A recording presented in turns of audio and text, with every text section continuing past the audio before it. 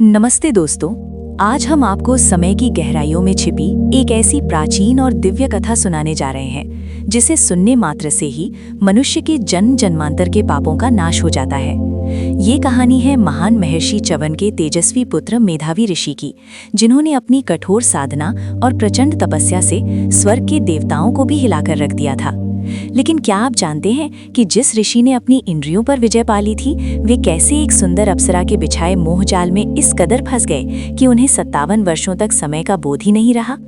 आखिर देवराज इंद्र ने ऋषि की तपस्या भंग करने के लिए मंजू घोषा नाम की अप्सरा के साथ मिलकर क्या भयंकर षड्यंत्र रचा था, और जब ऋषि को अपनी भूल का एहसास हुआ तो उन्होंने क्रोध में आकर अप्सरा को क्या श्राप दिया।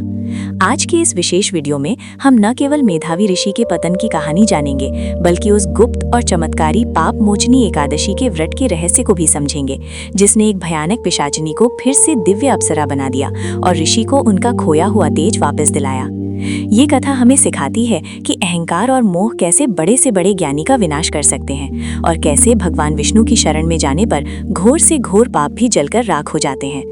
अगर आप भी अपने जीवन के संकटों से मुक्ति चाहते हैं और इस पौराणिक रहस्य को गहराई से समझना चाहते हैं, तो इस वीडियो को बिना स्किप किए अंत तक जरूर देखें, क्योंकि इस कथा का एक एक शब्द आपके जीवन की दिशा बदल सकता है। तो आइए शुरू करते हैं ये पावन कथा। प्राचीन समय की बहुत पुरानी बात है। देवताओं के खजाने के रक्षक कुबेर देव का चैत्र रथ नामक एक अत्यंत अलौकिक, भव्य और दिव्य उपवन था। ये उपवन इतना विशाल और सुंदर था कि इसकी तुलना स्वर्ग के नंदनवन से की जाती थी। यहाँ सदा वसंत ऋतु का राज रहता था, जिसका अर्थ है कि यहाँ कभी फूल नहीं मुरझाते थे और ना ही कभी कड़कड़ाती ठंड या झुलसा देने वाली गर्मी का प्रकोप होता था। चारों ओर कल्पवृक्ष, पारिजात, चंपा, चमेली और मल्लिका की दिव्य सुगंध पूरे वातावरण में घुली रहती थी। यहाँ की हवा इतनी शीतल और सुगंधित थी कि वहाँ पहुँचते ही मन के सारे तनाव दूर हो जाते थे और आत्मा को असीम शांति मिलती थी। ऊंचे ऊंचे वृक्षों पर रंग बिरंगे पक्षी चहकते थे और जलाशयों में नीले और लाल रंग के कमल के फूल हमेशा खिले रहते थे, जिनकी खुशबू मीलों तक फैलती थी। इसी परम पावन और शांत स्थान पर महर्षि च्यवन के प्रतापी पुत्र मेधावी ऋषि अपनी घोर तपस्या में लीन रहते थे। मेधावी ऋषि न केवल एक महान तपस्वी थे, बल्कि वे वेदों और शास्त्रों के सबसे बड़े विद्वान भी थे। उन्होंने सालों से कठिन ब्रह्मचर्य का पालन किया था और अपनी 5 ज्ञानेंद्रियों तथा 5 कर्मेंद्रियों को पूरी तरह अपने काबू में कर लिया था। उनकी तपस्या का तेज इतना प्रचंड था कि उनके आश्रम के आसपास के हिंसक पशु भी अपनी पुरानी शत्रुता भूलकर एक दूसरे के साथ प्रेम से रहते थे। शेर और हिरन एक ही घाट पर पानी पीते थे और सांप भी पक्षियों को नुकसान नहीं पहुंचाते थे। जब मेधावी ऋषि की तपस्या अपने शिखर पर पहुंच गई तो उनकी शरीर से निकलने वाली दिव्य रोशनी स्वर्ग के महलों तक पहुंचने लगी और देवताओं के सिंहासन हिलने लगे। इसे देखकर देवराज इंद्र बहुत घबरा गए। उन्हें लगा कि यदि इस ऋषि की तपस्या पूरी हो गई तो ये मेरे स्वर्ग का सिंहासन छीन लेंगे और मुझे स्वर्ग से बाहर कर देंगे। इंद्र ने अपनी गद्दी बचाने के लिए एक षड्यंत्र रचा और स्वर्ग की सबसे सुंदर, चतुर और मधुर स्वर वाली अप्सरा मंजू घोषा को ऋषि की तपस्या भंग करने के लिए धरती पर भेजा। मंजू घोषा ने ऋषि के आश्रम के पास ही एक सुंदर झोपड़ी बनाई और ऋषि का ध्यान अपनी ओर खींचने के लिए हर संभव प्रयास करने लगी। वे रोज सुबह शाम मीठे स्वर में गंधर्व गीत गाती, अपनी स्वर्ण वीणा की मधुर तान छेड़ती और आश्रम के सामने अपनी पायल की झंकार के साथ मनमोहक नृत्य करती। कामदेव ने भी इंद्र का साथ दिया और उचित अवसर देखकर ऋषि के हृदय पर अपने काम बाणों से प्रहार कर दिया। धीरे धीरे मेधावी ऋषि का स्थिर मन डोलने लगा और उनकी एकाग्रता टूटने लगी। एक दिन जब ऋषि ने अपनी लंबी समाधि पूरी की और आंखें खोली तो उन्होंने अपने सामने साक्षात सौंदर्य की देवी जैसी मंजू घोषा को खड़ा देखा। मंजू घोषा के रूप, उसकी नशीली आंखों और उसकी मीठी बातों ने ऋषि की विवेक बुद्धि पर मोह का गहरा पर्दा डाल दिया। ऋषि ये भूल गए कि वे कौन हैं, उनके जीवन का असली उद्देश्य क्या है और वे कितनी कठिन साधना कर रहे थे। वे उस अप्सरा के प्यार में इस तरह पागल हुए कि उन्होंने अपने नियम, मर्यादा और सालों की मेहनत से कमाई गई तपस्या को एक पल में किनारे रख दिया। मेधावी ऋषि मंजू घोषा के साथ वैवाहिक सुखों और विलासिता में पूरी तरह डूब गए। उन्हें दिन और रात का होश नहीं रहा। उन्हें ये भी पता नहीं चलता था कि कब सूरज निकलता है और कब चांद, कब सुबह की आरती होती है और कब संध्या का समय। वे बस उस अप्सरा के मोहपाश में बंधे रहे और अपनी सुध-बुध खो बैठे। इस तरह सुख सुविधाओं और विलासिता में डूबे हुए उन्हें एक बहुत ही लंबा समय बीत गया।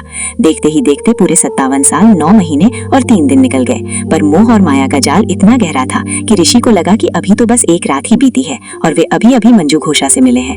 एक दिन मंजू घोषा को स्वर्ग के देवताओं और अपने लोक की याद आई और उसने ऋषि से बहुत ही विनम्रता से कहा कि हे ऋषिवर, अब मुझे यहाँ रहते हुए बहुत समय हो गया है, कृपया वापस अपने लोक जाने की आज्ञा दीजिए। ये सुनकर ऋषि चौंक गए और बड़े प्यार से बोले कि हे सुंदरी, तुम तो अभी अभी यहाँ आई हो, अभी तो हमारे मिलन की केवल एक शाम ही बीती है। कम से कम आज की रात तो यहीं ठहर जाओ और कल सुबह जब सूर्य निकले तब अपनी इच्छा से चली जाना।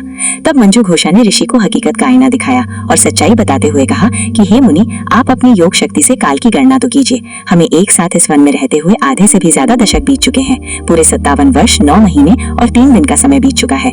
ये सच्चाई सुनते ही मेधावी ऋषि के पैरों तले जमीन खिसक गई और उनके होश उड़ गए। उनकी सोई हुई चेतना अचानक जागी और उन्हें अपनी भारी भूल और पतन का भयंकर एहसास हुआ। उन्हें समझ आया कि एक क्षण के शारीरिक सुख के लालच में उन्होंने अपनी कई जन्मों की तपस्या और दिव्य आत्मिक शक्ति को पूरी तरह राख कर दिया है। ऋषि आत्मग्लानि और भयानक क्रोध से भर गए।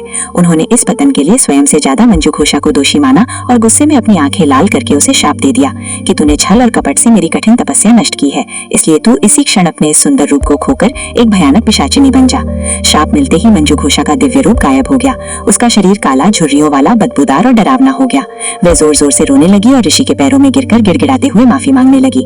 उसने कहा कि हे मुनिवर, मुझसे घोर गलती हो गई, पर मैं तो केवल देवराज इंद्र की दासी थी और उनकी आज्ञा मान रही थी। कृपया मुझ अबला पर दया करें और इस डरावने रूप से मुक्ति का कोई छोटा सा रास्ता बताइए। ऋषि को उसकी करुणा भरी पुकार और विलाप सुनकर उस पर दया आ गई और उन्होंने शांत होकर कहा कि मंजू घोषा, यद्यपि तुमने मेरा बहुत बड़ा आहित किया है और मेरी बरसों की साधना छीन ली है, लेकिन यदि तुम चैत्र महीने के कृष्ण पक्ष की पाप मोचनी एकादशी का व्रत पूरी श्रद्धा, उपवास और नियम से करोगी तो तुम्हारे ये सारे पाप धुल जाएंगे और तुम फिर से सुंदर अप्सरा बनकर स्वर्ग लौट जाओगी।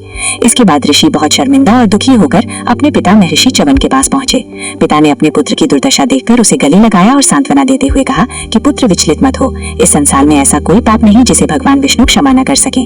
भगवान श्री हरि विष्णु अत्यंत दयालु और क्षमाशील हैं। उन्होंने इंसानों के बड़े से बड़े महापापों को नष्ट करने के लिए ही इस पाप मोचनी एकादशी की रचना की है।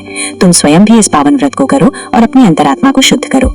पिता की आज्ञा पाकर मेधावी ऋषि ने पूरी निष्ठा, एकाग्रता और अटूट भक्ति के साथ इस एकादशी का उपवास किया और भगवान विष्णु की विधि विधान से पूजा अर्चना की। इस महान व्रत के प्रताप से उनके सारे पुराने पाप भस्म हो गए, उनकी बुद्धि फिर से शुद्ध हो गई और उन्हें अपना खोया हुआ तपोबल और दिव्य तेज वापस मिल गया। उधर मंजू घोषा ने भी पिशाच योनि की भयंकर पीड़ा सहते हुए बहुत ही कठिन परिस्थितियों में इस एकादशी का व्रत किया, जिससे भगवान विष्णु की कृपा से वे फिर से दिव्य और सुंदर अप्सरा बन गई और विमान में बैठकर स्वर्गलोक लौट गई। भगवान श्री कृष्ण धर्मराज युधिष्ठिर को ये दिव्य कथा सुनाते हुए कहते हैं कि हे राजन, जो भी मनुष्य इस पावन व्रत को करता है या पूरी श्रद्धा और विश्वास के साथ इस कथा का श्रवण करता है, उसे 1000 गायों के दान के समान महापुण्य फल मिलता है।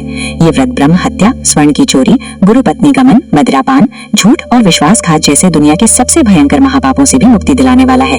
ये व्रत न केवल पिछले पापों को धोता है, बल्कि मनुष्य की सोई हुई चेतना को भी जागृत करता है और उसे मोक्ष की ओर ले जाता है। जो भी भक्त इस कथा को पढ़ता है या दूसरों को सुनाता है, वह इस मृत्यु लोक में समस्त सुखों को भोगकर अंत में भगवान विष्णु के परम धाम को प्राप्त होता है। इस कथा का सबसे बड़ा सार यही है कि जो भी व्यक्ति सच्चे मन से भगवान की शरण में आता है, भगवान उसके सभी अपराधों को क्षमा कर उसे गले लगा लेते हैं। तो दोस्तों, ये थी मेधावी ऋषि और मंजू घोषा अप्सरा की वो दिव्य कथा, जो हमें सिखाती है कि इंसान से चाहे कितनी भी बड़ी भूल क्यों ना हो जाए, अगर वो सच्चे मन से भगवान की शरण में आता है और प्रायश्चित करता है तो उसके सभी पाप कट जाते हैं।